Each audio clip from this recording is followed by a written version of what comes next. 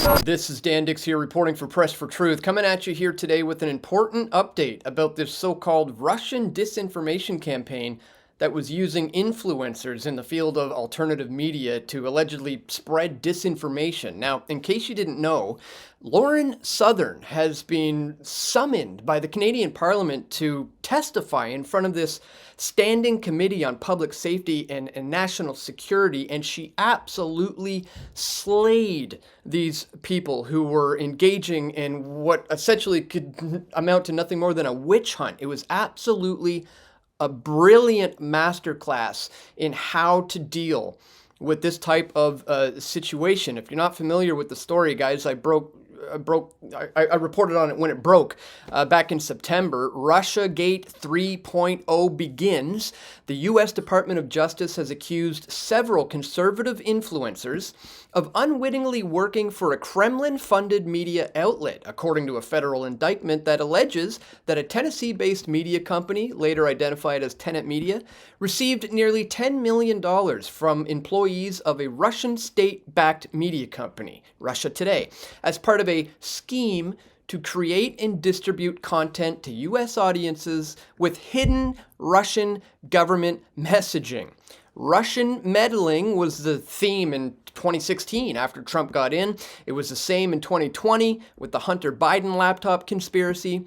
And now the DOJ is attempting to do it again with the idea that Russia is influencing the U.S. audiences with hidden Russian government messaging. It's absolutely ridiculous. And since this came out, you can see Lauren Southern has been pretty quiet on her Twitter. She hasn't said anything about this, but she has since been summoned to the Canadian Parliament and is being forced now to speak about this.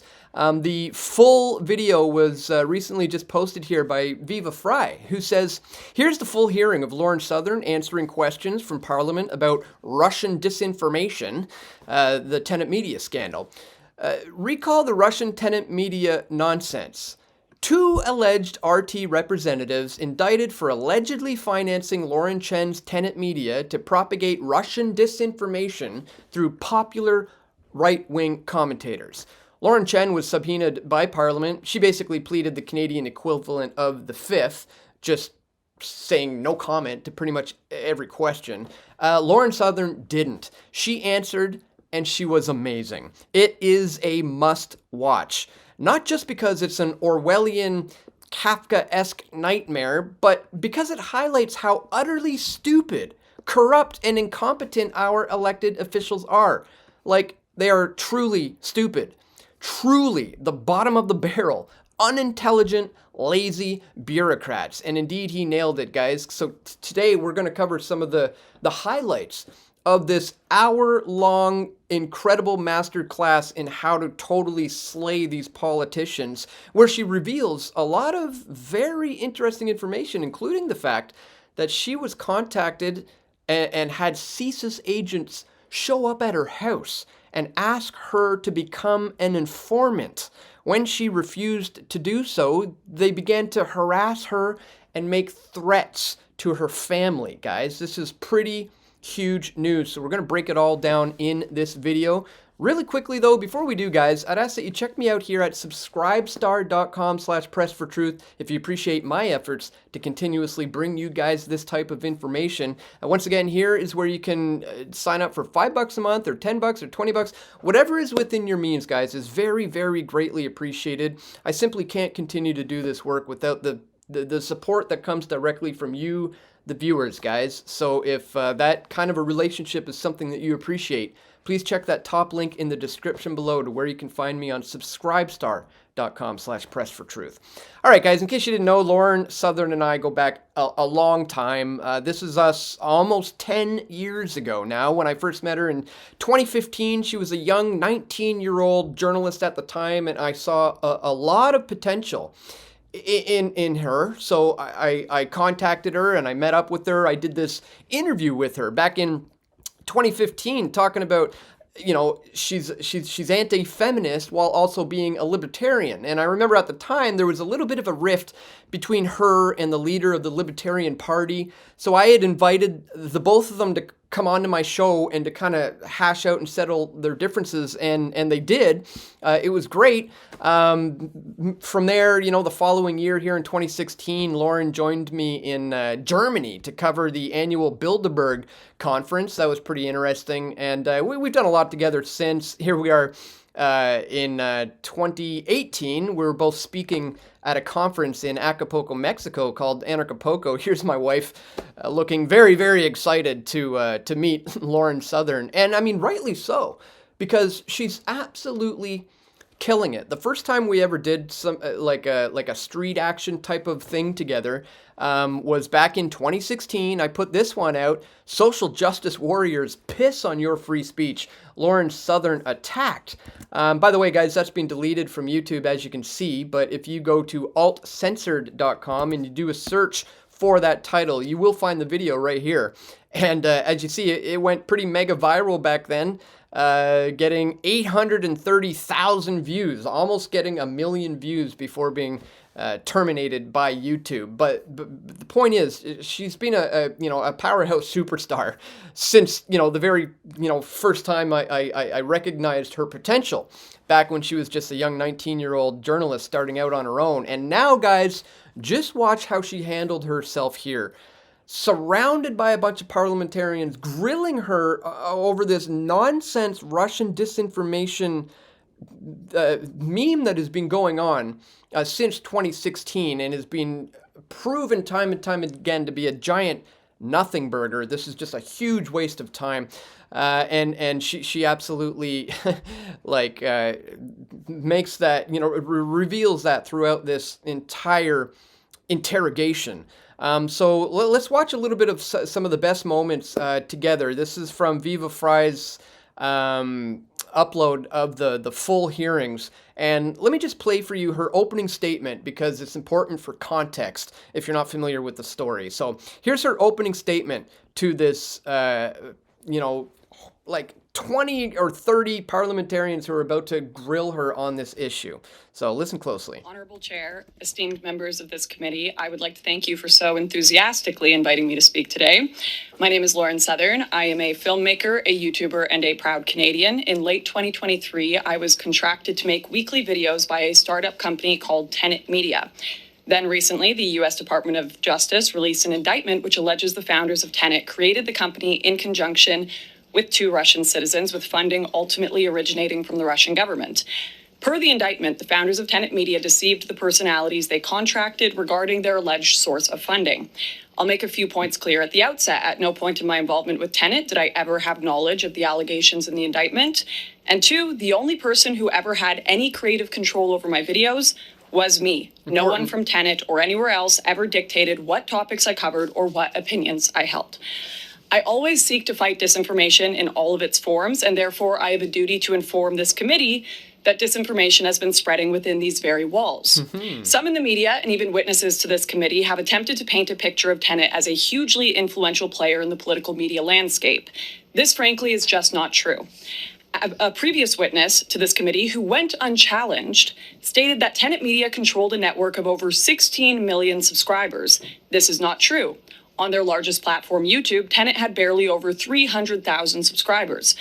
I believe the 16 million figure referred to the total number of subscribers among all of the personalities who had videos contracted or licensed by Tenet. Subscriber base is that, given all of the facts, Tenet had absolutely no control over.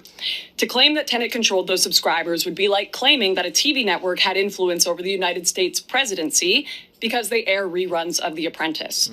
The same witness claimed Tenet garnered over 1 billion video views and 20 billion impressions.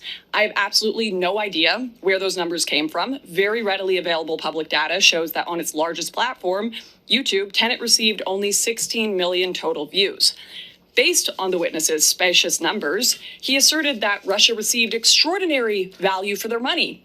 Anyone with even a cursory understanding of new media would know, however, that $10 million for 16 million views on YouTube hardly qualifies as extraordinary value. In fact, it qualifies as a total failure. So there is, in fact, a silver lining here. If the allegations are true, it appears Russia did attempt to influence Western media, but they failed pretty miserably. Now, I know the chief concern of this committee is how this debacle may have influenced Canadians. Well, I was the only Canadian commentator and the only host that consistently discussed Canadian issues. In fact, if the company had any creative control over me, which they didn't, they probably would have asked me to stop making Canadian videos since they didn't perform very well. So if you were worried about this alleged Russian money unduly influencing Canadian issues, good news, didn't happen. And I'll be honest, it has been surreal for me to watch our government, experts, and media assert that scripts I would jot down in my notes app in a line at the grocery store were secretly part of a giant foreign influence campaign. Arguably, the largest actual impact on Canadians here has been the amount of tax dollars they've had to spend investigating this non-issue. Some in the media and this government seem to have concluded that the only reason a regular Canadian could possibly hold certain views that do not align with the current Liberal administration is because of pernicious, widespread Russian disinformation. I would like to propose an alternative hypothesis, and I know it may sound insane. I know this breaches the borders of conceivable thought, but maybe, just maybe, some Canadians consulted their own moral compass and decided they don't want this country funding foreign wars. Ooh. Maybe they looked around them at the hospital lineups or housing prices and thought immigration might be a little high. Boom. Maybe they lost their business during lockdown and think, I worry about my freedoms in this country. Some in this government are hell-bent on drastically exaggerating the extent of foreign influence because they can't seem to stomach the idea that they might be wrong about something and that a growing majority of Canadians legitimately and organically oppose what they are doing. They simply can't conceive that they are becoming unpopular naturally, so there must be foul play at work. Let me make this abundantly clear once more. No one but myself and my true experiences as a Canadian have informed my opinions. And to any members of this government who may be listening, I would suggest you familiarize yourself with these opinions because they are rapidly becoming the views of the majority of this nation. Thank you. What a fantastic opening statement. She pretty much laid it all out there, like countering everything they're about to say before they say it. And did it in a rather beautiful way. I mean, in case you guys didn't know, she was essentially, contacted by somebody who was involved with a startup company who said that they were getting money from some tech investor. And, as someone in media who's looking to potentially get funding for her films, I believe she was offered, I think it was $100,000 a year plus expenses. But for that, she had to produce, I think it was 2 or 3 videos a week and 2 mini documentaries a month or something like that, which for somebody who produces, this type of content for a living, I know just how much work goes into that type of thing. So it's really not a crazy contract, to be honest. It's reasonable if that's something, that you're into. It's not how I operate, but this is how Lauren wanted to operate, and I think that is absolutely fine. And, she goes on to point out when they start grilling her about that, there's nothing inherently wrong with what she did here at all. And well, let me just show you. Let's listen to it from the horse's mouth. There's 2 key people I want you to listen to here. This guy, we'll start it from somewhere around here because he just tries to go hard. And then this other parliamentarian lady who says some of the most insane things you won't even believe. But just listen to how Lauren deals with this guy's intense line of questioning here. To ensure the media in which you are appearing is acting lawfully. Ms. Southern, before collaborating with other influencers, what steps do you take to ensure the media in which you are appearing is acting lawfully? What steps do I take to ensure the media I'm appearing in is acting lawfully? Yeah. I don't think that, as much as I would love to be able to afford a private investigator to go and confirm every contract I sign, 10 years of working with someone in the same industry and 10 years of working with someone in the same industry and being given a very standard boilerplate contract that I would get from any other company. I've never had this happen before. And I think in retrospect, it's easy to say that I should have done more investigation, but what investigation would you have done in my shoes? I think it's important to do due diligence, and you have significant following on social media platforms where misinformation can spread rapidly. How do you ensure that the content you share is not used by foreign entities to amplify narratives that undermine Canadian democracy or national security? How do you ensure that the content you produce isn't going to be used by some other kind of entity to spread, or use it for their own agenda? She has nothing to do with that. This is absolutely insane. She said, I can't help what people are going to do. This is absolutely crazy. But she gives even better answers than I do. Listen. Are you accusing me of spreading narratives that have undermined democracy? Just asking you a question, just in terms of how do you ensure that the content you share is not used by foreign entities to amplify narratives that undermine Canadian democracy or national security? What measures do you take? I ensure that every contract I sign and have ever signed in media gives me full creative control of every single thing I say and publish. Good answer.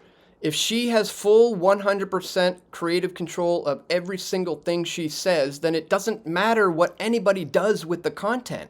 In fact, she would want anybody to share the content in any type of way, because it's all about spreading the info as far and wide as possible when you're putting out, your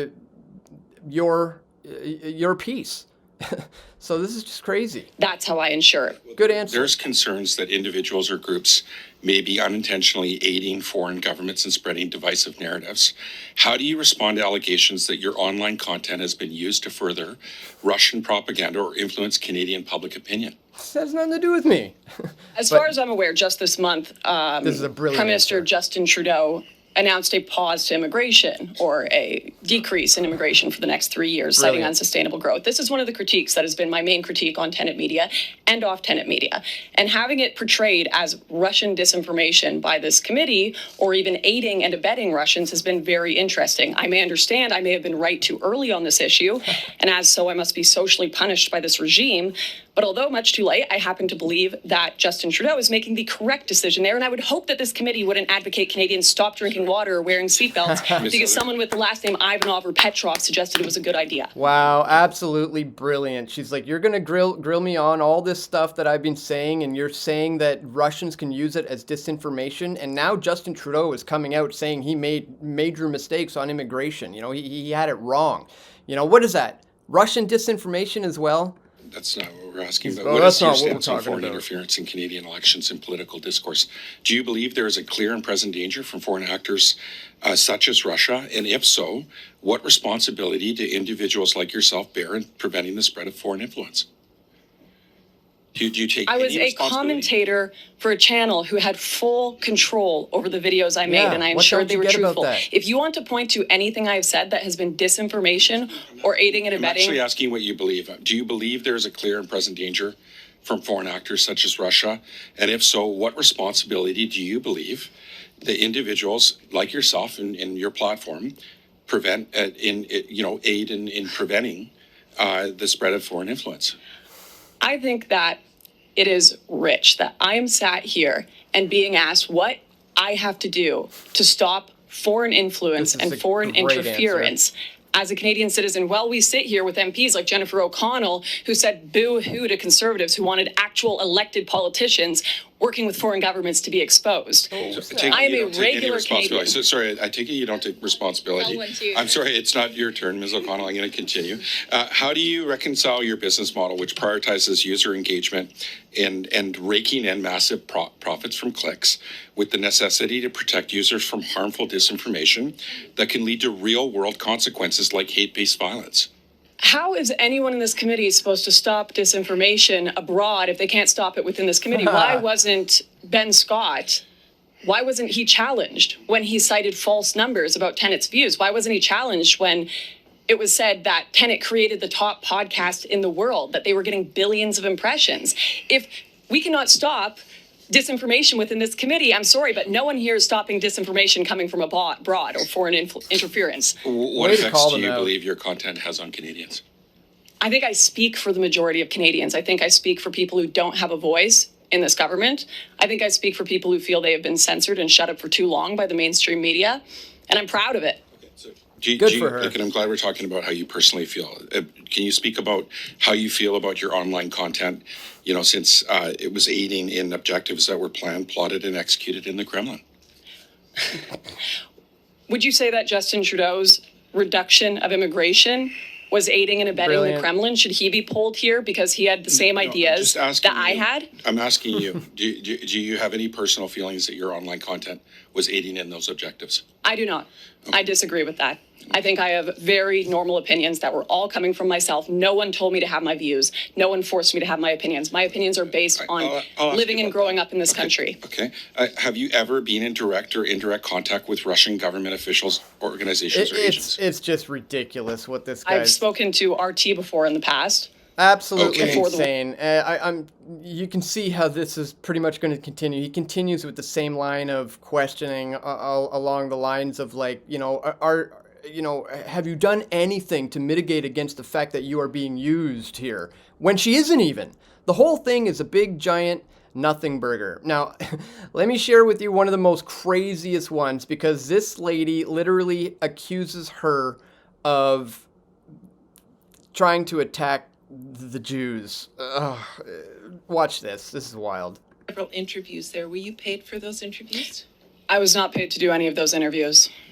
So I mean, it's come up who you interviewed while you were there, Alexander Dugin, who not only has been referred to as Vladimir Putin's brain. Actually, before I ask you this, how did you get an interview with him? I watched an episode of The Agenda with Steve Peikin, where he interviewed Alexander Dugin, and then at a either earlier or later date, he also interviewed a translator of Dugin's, who was a University of Toronto PhD student. And I contacted either him or one of his translators and got his email and said, Mr. Dugin, could I conduct an interview with you? And in a very brief response, he just said yes. So I just want to read, in 2014, Dugin said Russia should, quote, kill Ukrainians.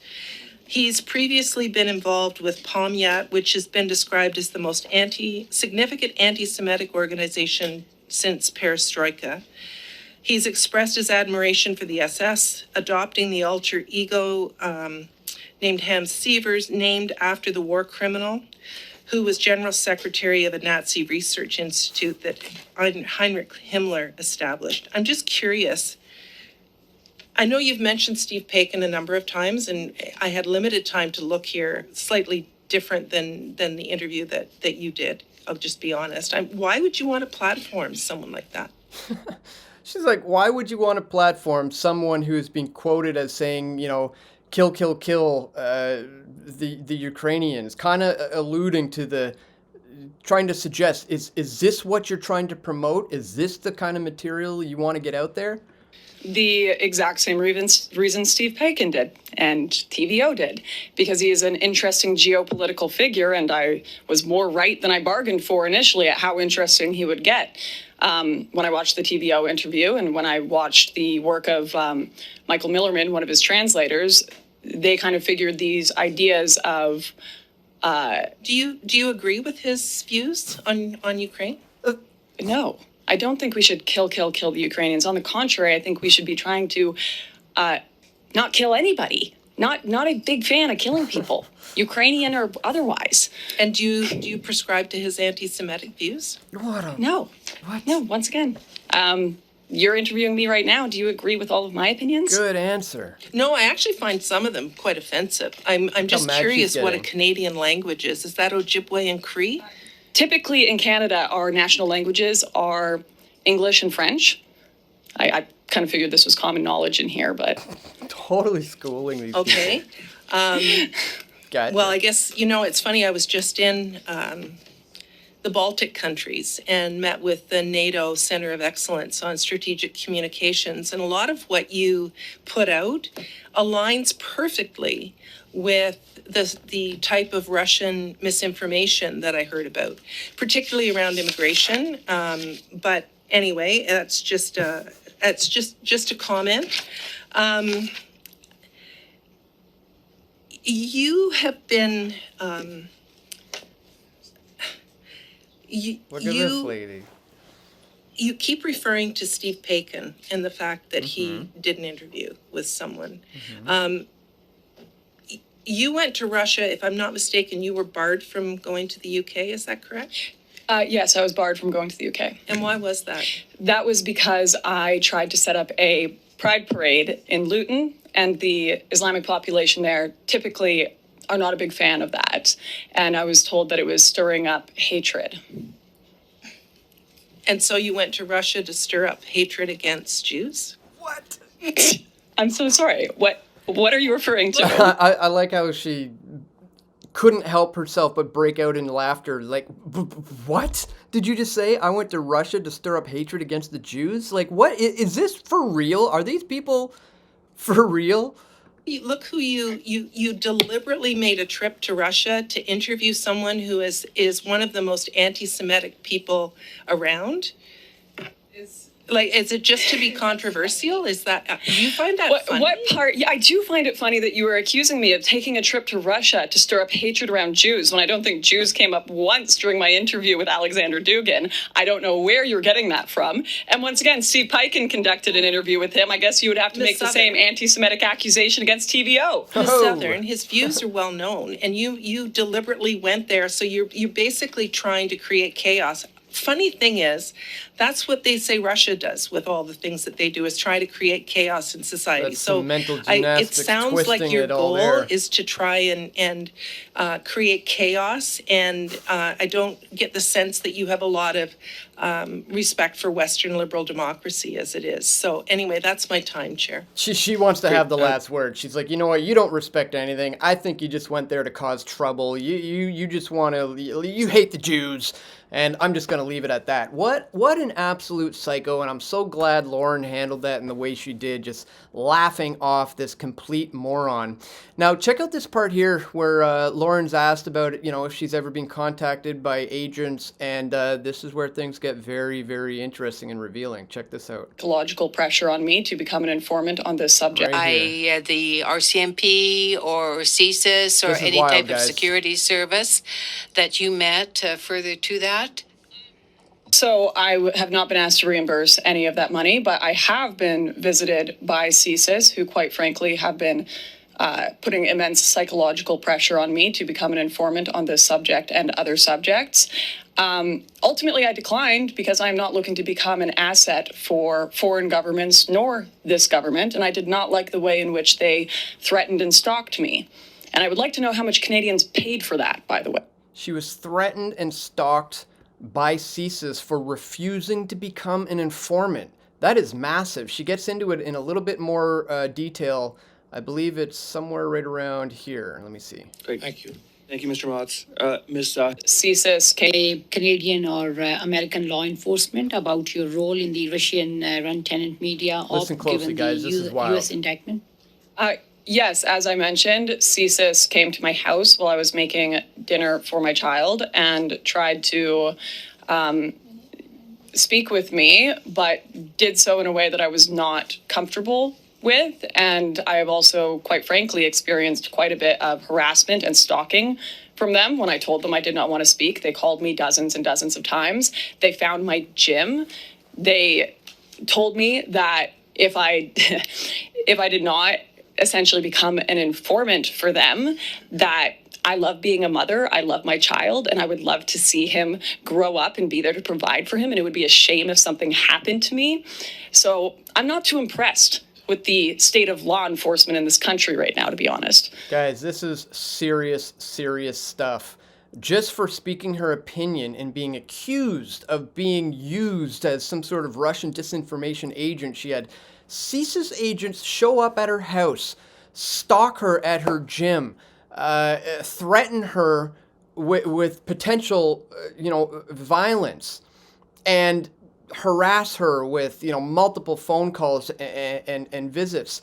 This is over somebody who has maintained integrity, who has stayed true to her principles, and who has not sold out by signing a contract that would hand over any kind of creative control. So what the heck are these guys doing? What they're doing here is trying to see if they can get her to join the dark side. But thankfully, she made the right call and rejected CSIS's offer to become an informant.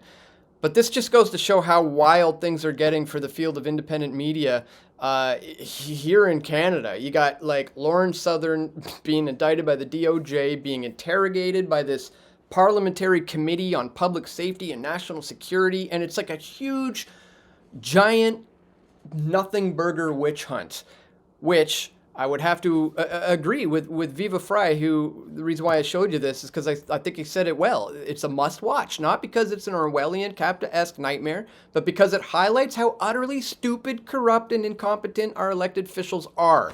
Like, they're truly stupid, truly the bottom of the barrel, unintelligent, lazy bureaucrats. And again, she absolutely proved it in this fantastic video. So just wanted to bring that one to your attention, guys. Let me know. Do you think she did a good job? I mean, could you imagine being surrounded by 30 people kind of grilling you on this topic? It must have been a little nerve-wracking, but I think she handled herself very, very, very well. So let me know your thoughts in the comment section below, guys.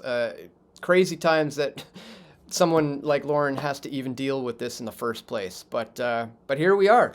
More reasons, guys, why you need to support the field of alternative and independent media. If you appreciate my efforts to continuously bring you this information, don't forget to check me out here at subscribestar.com/pressfortruth. Guys, I've been doing this since 2006, banging out the truth as much as I possibly can. Again, if that's something you appreciate, please check the top link in the description below to where you can find me right here on subscribestar.com/pressfortruth. And that's all for today, guys. Just wanted to bring all of that to your attention. Once again, if you appreciate my efforts to bring you this info, don't forget to click the thumbs up button. Share this video with your friends and family who you think need to see it the most. And stay tuned, guys. We're going to have more video reports coming soon, God willing. This is Dan Dicks reporting for Press for Truth. We all want truth.